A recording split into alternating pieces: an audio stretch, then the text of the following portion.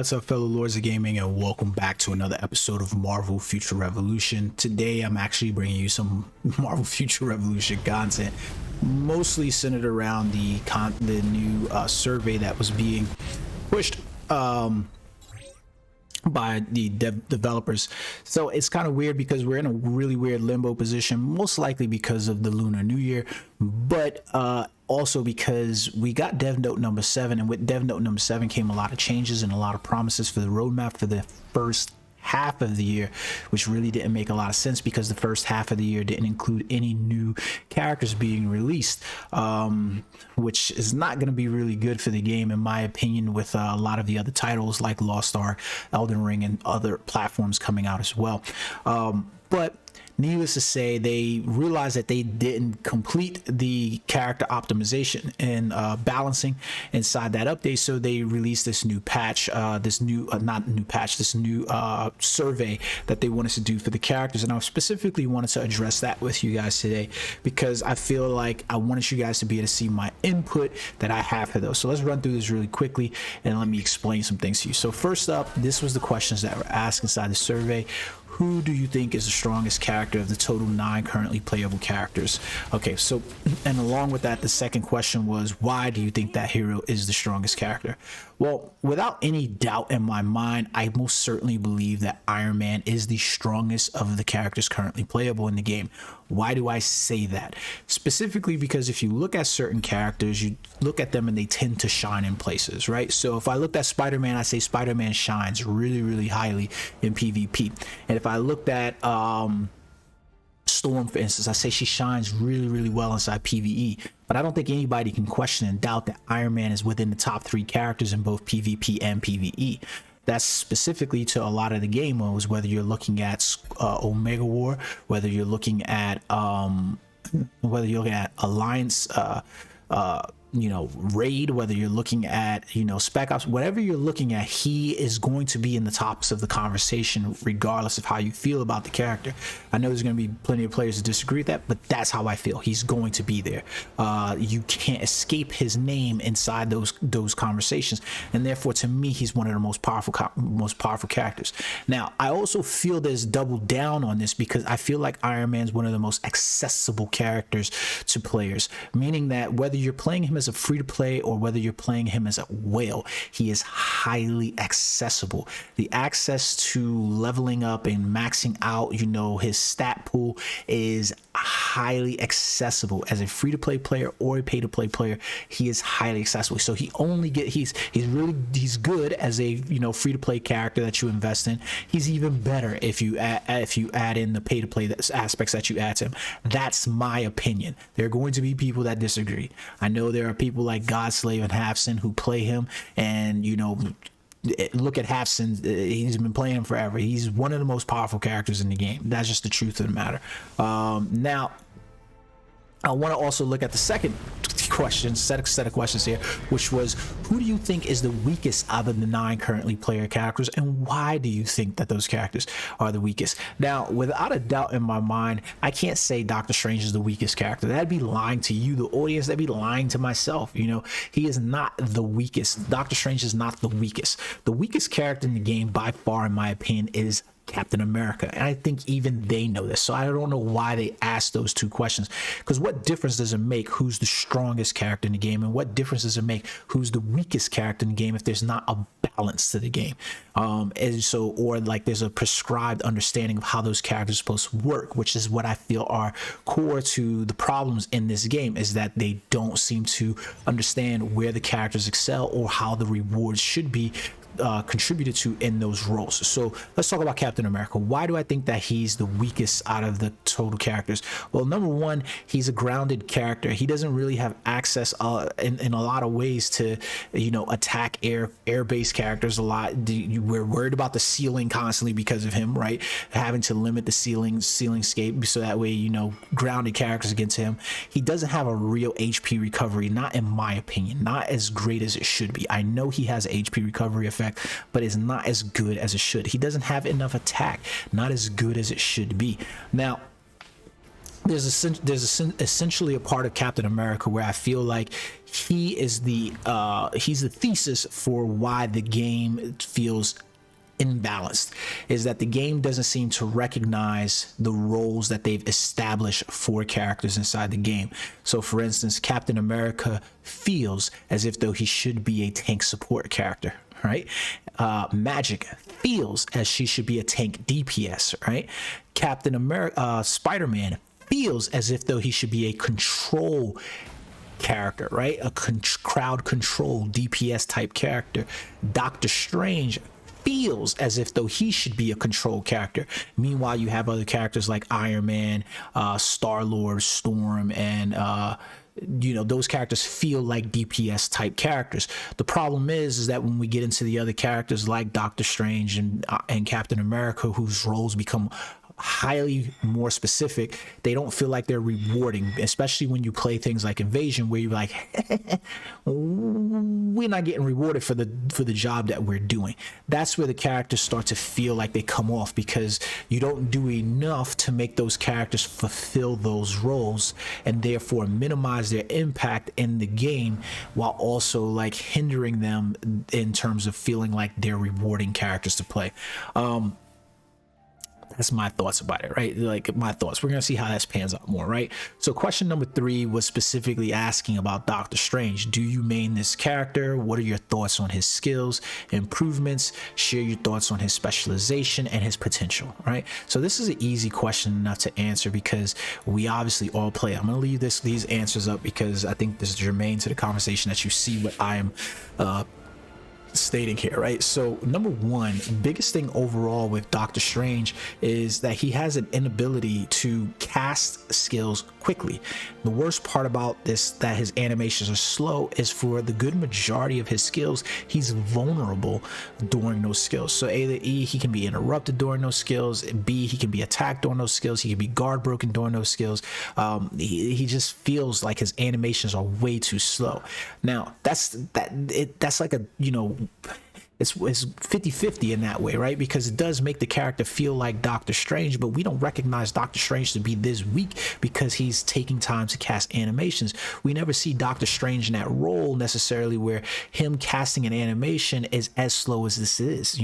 Like some of his low tier skills, like Circular Shackles in this game, 7 Rings of Ragador, these are skills that he continuously uses, and he uses at his disposal rather quickly, and they're usually having great impact whether you're watching them. I mean, Circular Shackles is a control skill that he's used against the likes of the Juggernaut, he's used against the likes of Thor, he's used against a lot of people, and we see them with greater impact than we do here inside this game.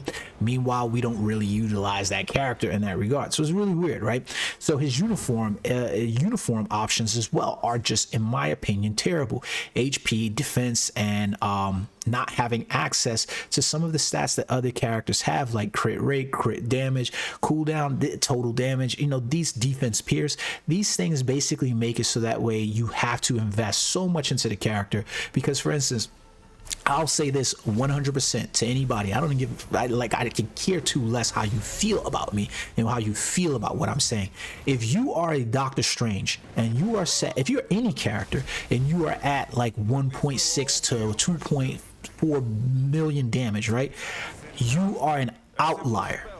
Your take on the character represents an outlier. It's not indicative of the characters across the board. So to say, for instance, like Doctor Strange, I'll put it this way, right? If I was to look at Doctor Strange and I was to go inside here, I'm gonna show you guys what my stats look like currently placed as a character, right? And I say that I was looking at these skills overall, right? My ability to tap into crit rate isn't coming necessarily from the uniform, isn't necessarily coming from my potential. It isn't coming from like I literally have to pay into this or grind and look to get lucky in order for my crit rate and stuff like that. So you can see like my costumes, right? From your costumes, my crit rate and my crit damage, my defense pierce is coming largely from my nano fusion options. That means I gotta roll a regional set piece that's going to have these things on them, and I gotta get lucky about them, and then I gotta gotta nano fuse them in order to get these stats up, right? If you look at like my potential, right, and you look at my crit rate and you look at my crit damage and things like that, I'm not getting a lot of stats. You notice I'm not getting any defense pierce from my potential at all, right? The large majority of the place where these stats are coming from offhand are from your Omega cards, or they're coming from your battle badges, where you're looking again to get lucky. Meanwhile, other characters have access to these stats innately on their uniforms as just part of the 2 set, 3 set, 4 set effects. It's just there. They have access to these stats as part of their Omega cards, where they're literally sat inside their exclusive bonus. You don't have that as Doctor Strange. You look at his exclusive stats and it's ultimate gauge recovery, it's cooldown decrease. Well, cooldown decrease is nice, right?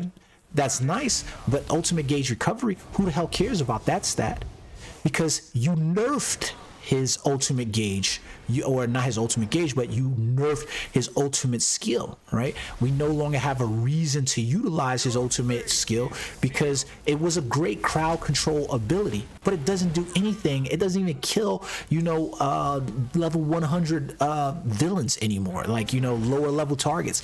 It literally just does maybe half damage. It doesn't control even characters inside PvP Sphere. You're able to zip line out of it. Worst about it is that he's vulnerable. So his ultimate skill is more of a liability than it is a treat for players to click on, right?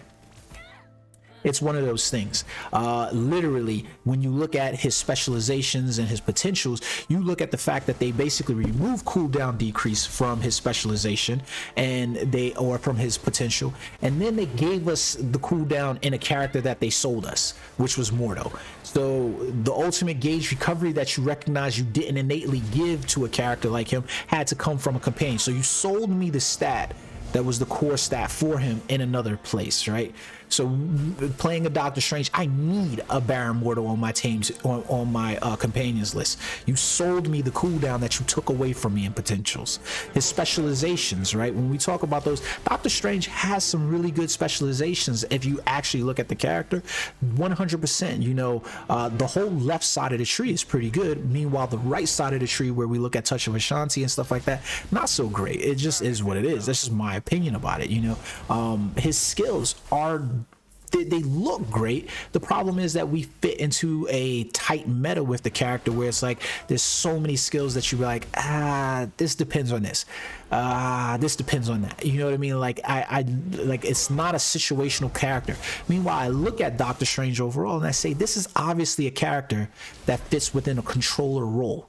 He's not necessarily going to come out there and do the DPS damage that you want a DPS character to do. He's not going to necessarily come out there and be at a tank the way you necessarily want a tank character to do, but he's a control-based character, and similar to Spider-Man, right? I'm going to come in and I'm going to be able to hit some type of effect that is going to be able to control the landscape and what's happening. The problem is there's not a rewarding function in this game. There's not a rewarding foundation in this game that rewards players for characters like Doctor Strange or Captain America, right? There's not a rewarding feature in there. When we play Invasion, nobody's really looking like, damn, I really hope that there's a freaking Doctor Strange on the team. Nobody's really hoping that, damn, I hope there's a Captain America on the team. They're just like, all right, this character's there. Like, his control aspect, his tank, his support doesn't really provide anything in that scope. You're like, I gotta control the players around the area. This character is great at being able to, like, well, we're inside the invasion and I can lift up characters off the deck so that way other characters can be targeting this because he has access to his ultimate gauge recovery, and his ultimate gauge is going to be up the majority of the time. It's just not there. It's just not. It's just really weird. His specializations and everything. I've given you guys this example before. I'll show it to you again with Doctor Strange inside Marvel Future Fight, where you can essentially see the character being played and you understand the way the character is meant to be played. Where it's supposed to be, I'm just gonna take skills and I'm gonna constantly cycle in and out of skills, so that way That way I can just literally just say, hey, this skill's gonna roll, that skill's gonna roll, and now I can just constantly move through skills while I rebuild that ultimate skill going up inside here. And now I'm able to just have that power of that character, and then I'll hit some crits, I'll hit some crit rates, I'll hit some crit damages, and I'll do some max damages at some point. But that's not overall the mission of the character. It's meant to just be like, I'm gonna will you down and keep you in place and control the landscape. They don't do that well inside Marvel Future Revolution. That's just the point, right? The last set of questions that they specifically asked inside here was about Captain America. I can't speak specifically 100% to Captain America and his overall potential, specializations, and things like that. I can tell you that I have fun with playing the character. He was probably the second most fun character I thought that it was inside the game in terms of playing. However, I just could not see investing in that character over time because he was the weakest in the character. Nobody's gonna want to invest in the character if I'm like, yo, I'm not gonna go ham and just wail out on the characters and make him good. So it is what it is, right? So one of the things that I feel like they should be doing for Captain America is they need to commit to Captain America and making him a tank support leadership type character, where essentially the benefits of the character should be coming that, you know what, he should be drawing attention. He should be aggroing characters, villains and bosses. He should be aggroing them. He should be able to have a region that essentially keeps him alive in the scope of the battle regardless of what's going on, supplying some buffs and supports to other characters so that people are like happy to see Captain America. One of Captain America's most famous things inside the movies across the space is that he literally says, I can do this all day. Literally, that's one of the things. You know, Captain America is never going to quit. He's never going to die. He never has a surrender kind of attitude. It's always keep leading the charge. One of the other big skills that you saw across game spaces like Marvel Heroes Omega, Marvel's Avengers, is his ability to rally people to support him or rally people to his side, and we don't have that in here. We have Captain's Leadership, which provides a guard damage, guard recovery skill for him, but it doesn't really, you know, do what it's intended to do. It's like they're almost too afraid that his skills will become too powerful if they go over the top, but you don't have a way to reward that character for fitting within the role. I would love to see Captain America become the guard break support king of the game, and that they find a way at the foundations of this game to actually reward him for being so. You know, he's up there, he's got the aggro of the bosses, he's got the aggro of the villains, and he's pulling that the whole time, and he's tanking like he's supposed to and buffing the rest of the party like he's supposed to from the front lines. That should be what the character is. Unfortunately, whether we play Invasion, Blitz, Boss Battle, Raids, or whatever, the character doesn't fit. He doesn't fit within the game because you don't have any place where that's rewarding. The content, even at level 5 right now, is so damn easy. I could go in there with one character, put it on autoplay, and still complete stage 5. This is the reason why I argue for harder content, because the characters don't have a way to shine in the game. It's just basically autoplay. Everything is autoplay. So I don't care who I have inside of a team. I don't care what the makeup of my team is. He should be a character that's inside Omega War, that's literally leading the charge, and he can literally aggro other characters to him, so that way you can say, okay, well, I've got, you know, the 10 guys on this side of it. Can I get a Captain America over here because we need an aggro support, so that way I can DPS down on him without having to worry about this. It's literally just run, ram, jam, and that's it. It's just weird to see characters fulfilling roles that the developers don't see that they're actually fulfilling, and that they can fulfill those roles so that way you can be like, this character really matters inside here. You know, like Doctor Strange could fit as a control type character. I just need the content to make him feel like he's a control type character and that he's rewarded for being a control type character.